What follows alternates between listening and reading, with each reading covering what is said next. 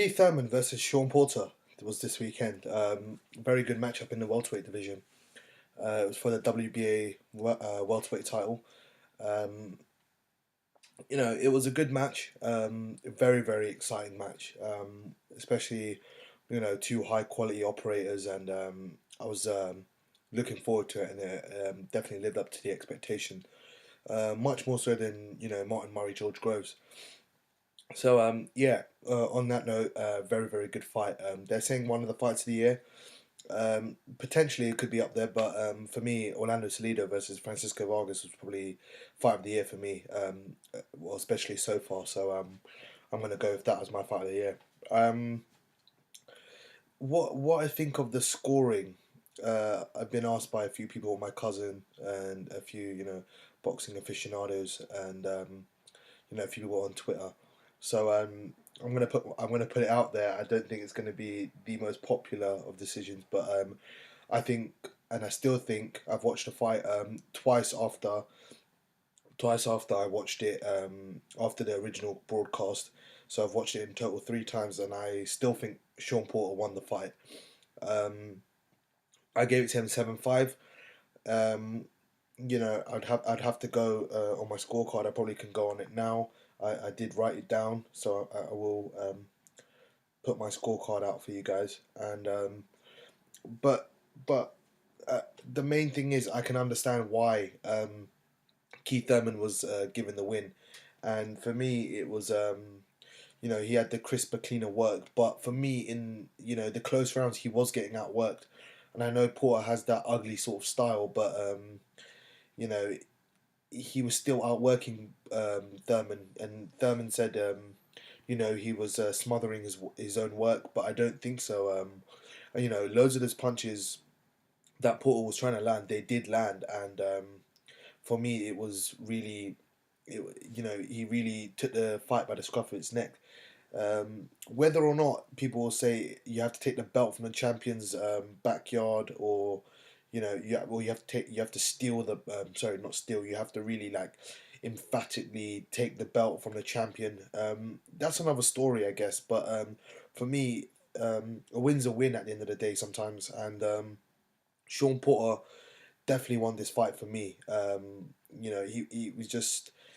He was really putting it on Thurman. He hurt Thurman a few times. Thurman hurt Porter a few times actually. So that balances it out. But everything that you would expect Porter to have done, he did. And I don't know. Most of the people ringside saw it 115, 113 Thurman. I have no issues with that whatsoever. Um, but I mean, for me, I just think Porter was really out hustling him, outworking him. He was smothering some of his work, but the majority of it actually he was landing. Porter's jab was kind of like a tool to come in and you know use his sort of, I don't know if it's athleticism or that sort of stuff, but he really just used the jab as sort of a negating tool, and kind of come in and just hop in and get on Thurman's chest. And it was really really it was actually a really smart tactic, and I think Porter does that very very well. So he really is a handful for anyone at 147. um, I'll go with my scorecard. I gave Porter the first two rounds. Thurman probably 3-4, possibly five. That was a tight round as well. Um, Sixth round Porter, seventh round Porter, eighth round Thurman, uh, ninth round Porter, 10th round Porter, 11th Thurman, and probably I give the last round to Porter. That makes it 7-5 on my scorecard to Shawn Porter, and I think he could have won that on another day, but I don't know. Well done to Thurman. As I said, it's kind of who you like. Do you like the pressure and output of Shawn Porter, or do you like the crisper, cleaner punches, and the kind of moving around, dancing around by Thurman? But normally I do like the sort of crisper, cleaner work. But I just thought, even though Thurman was landing the flashier, fancy shots, and he was catching Porter clean as well, I just thought Porter would do, enough to counter as well, if not more. So that's kind of what my initial post fight thoughts are after that.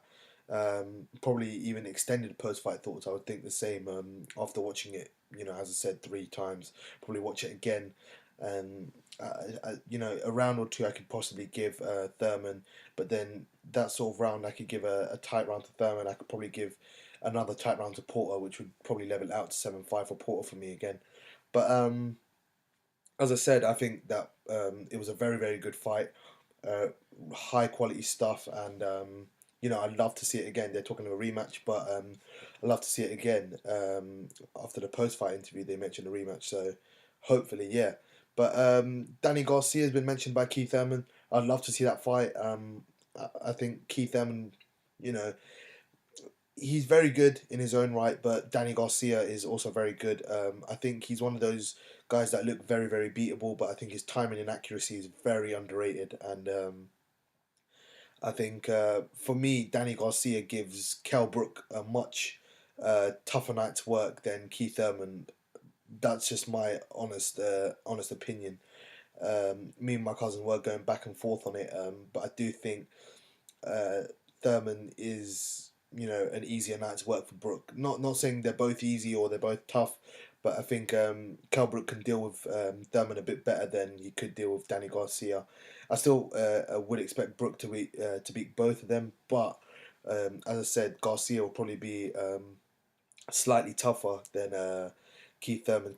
Keith Thurman showed a good chin, decent punching power. Um, decent punch resistance at times. So, he did surprise me ever so slightly, but maybe he made weight well. I don't know. He still is a big 147 pounder. So we'll have to wait and see if he can still effectively make the weight in the next year or two. Sorry, but yeah. Please do let me know your thoughts on the 147 division, Keith Thurman versus Shawn Porter. I'm really interested to hear you guys' thoughts. And yeah, if you like the video, please give the thumbs up, subscribe and share so it gets out to a larger boxing audience. And yeah, take care, guys. Speak to you soon. Peace.